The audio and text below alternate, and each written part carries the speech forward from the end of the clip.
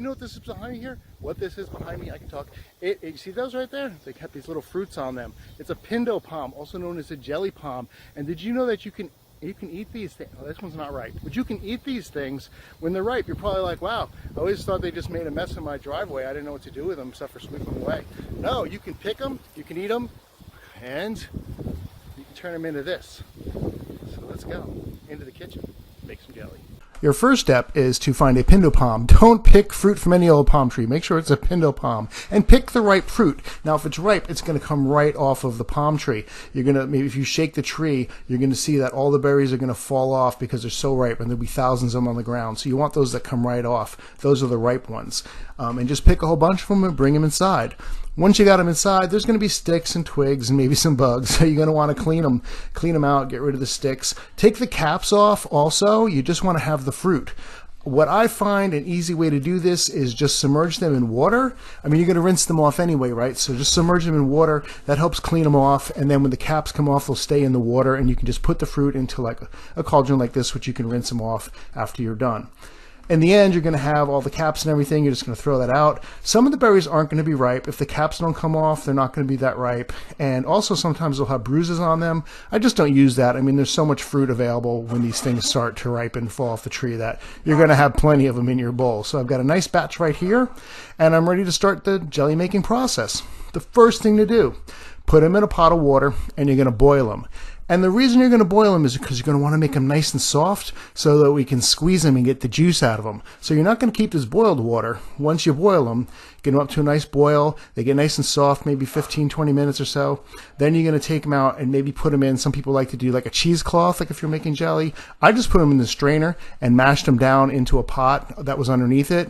And like this right here, and then what's left over is this kind of very fibrous, husky thing, and they also have these big pits inside them. So that all stayed in the strainer, and the juice all went into the pot. And that's what I want, is the jelly juice. That's what's going to make the jelly. All right, now that we got our juice, we're ready to make the jelly. It's 3 simple ingredients. Number 1, the juice.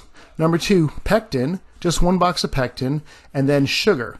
Now the ratio that I see a lot online in recipes is 5 cups of juice, 1 box of pectin, and then 5 to 7 cups of sugar. I think 7 cups of sugar is a lot, so I went with the 5. So 5 cups of juice, 1 box of pectin, 5 cups of sugar, and that was sweet enough for me.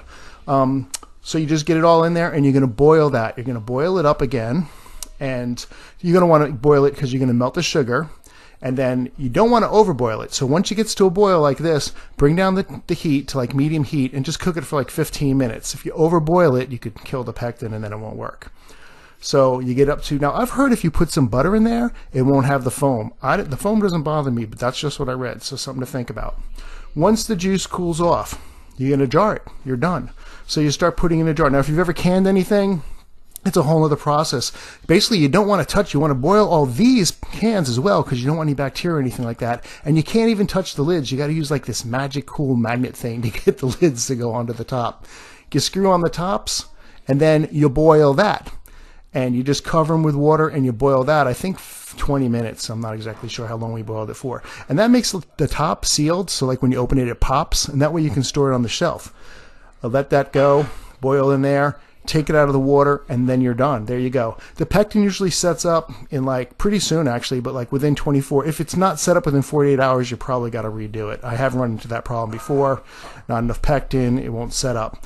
Once it sets up, you open it up, and it tastes like marmalade jelly. I think like orange marmalade is it's got a little sour and it's sweet and it's really super good. Last but not least, I wanted to pick some of these blackberries. I got this blackberry bush going. I mean, this is the kind of thing I actually at first was trying to pull these blackberries out because they were so annoying where I wanted to grow flowers where they were. And I ended up just being like, let them take over. And they did. They took over like crazy. So I got a whole bunch of blackberries. I got some, mushed them up.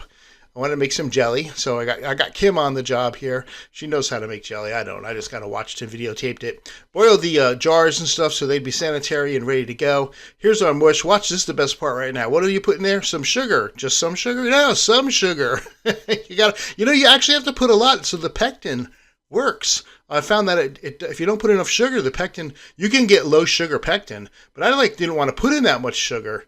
But if you don't, the pectin doesn't work. So you got to put in a lot of sugar. Fill up the jars. get the tops on them. And at this point right here, we're just going to cook it all down. It's cooked down. We're going to boil it to get them jarred up. And then I'll have jars of jelly laying around, which I don't even eat jelly very often. I like it, but I made this jelly, and I made jelly with the Pindo palm. We have Pindo palms, so kind of a palm tree that has orange, like marmalade flavor to them. Put them in here. We're going to can it. Just going to boil this. Let that sit there we'll set the clock for 10 minutes. And then when we come back, that stuff's going to be ready to put away. It's going to be jarred. That's how you do the jarring, the canning, as you will. But I'm doing jarring. So anyway, that's it for this week's What the Homestead. Thanks for watching, and we'll catch you on the next time.